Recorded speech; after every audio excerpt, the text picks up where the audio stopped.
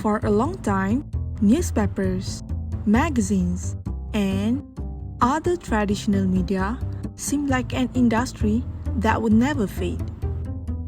Media companies had authority in the dissemination of information. They had the news, the truth we couldn't reach. They were trusted. Now, people are starting to wonder, why do we need journalists running around when every bystander has a smartphone when they can just easily receive and broadcast updates through social media? How do you keep up with fact-checking in an age when everyone has access to the internet? And deepfakes are so believable.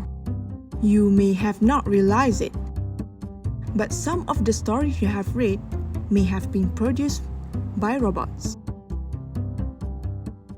To me, robot journalism is about assigning an AI to handle all this news dissemination, news gathering, news reporting and everything. So it's basically a human passing a human job to a robot, to an AI.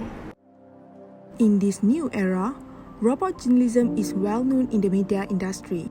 In automated journalism, often called algorithmic journalism or robot journalism, news reports are generated by computer systems.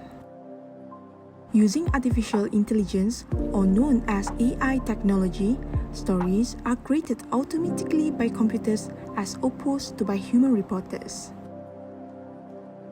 These technologies analyze, organize, and display data in a human-readable format.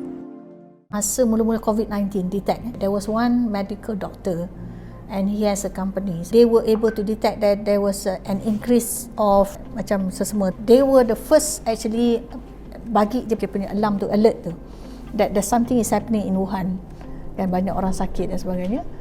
And then based on that, they trace flight tickets kan daripada Wuhan ke mana. So that's when they want trace COVID to move to Singapore, move to Malaysia.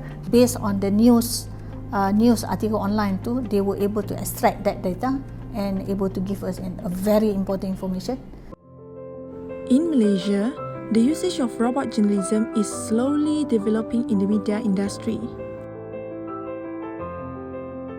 However, because of the lack of equipment, we still need the human journalist to cover the story.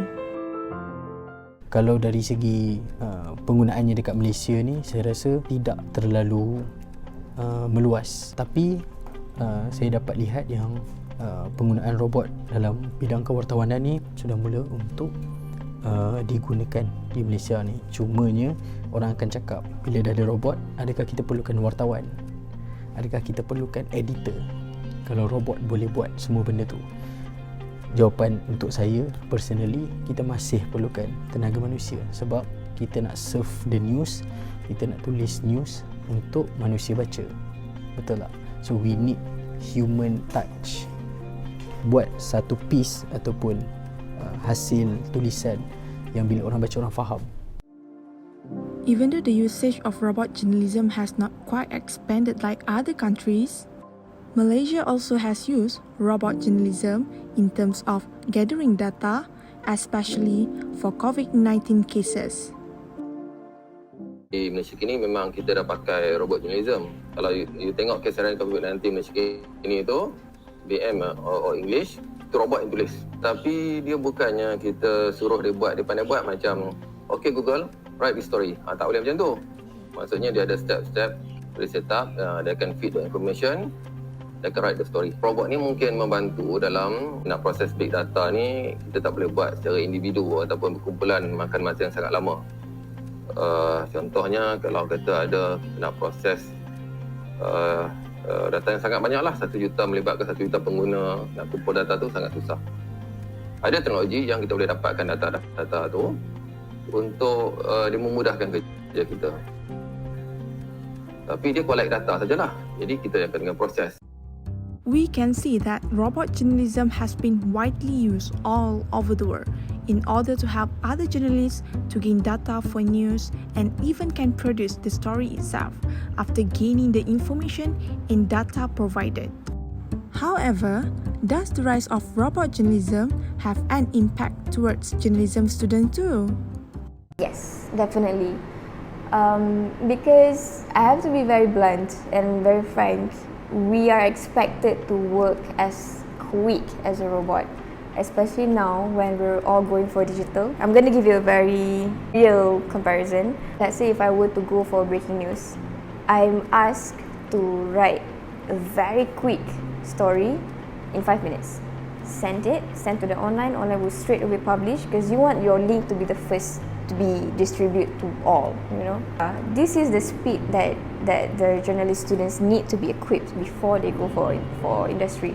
It's quite sad that you need to be sort of a robot, you need to be prepared all the time, you need to have a fresh mind all the time.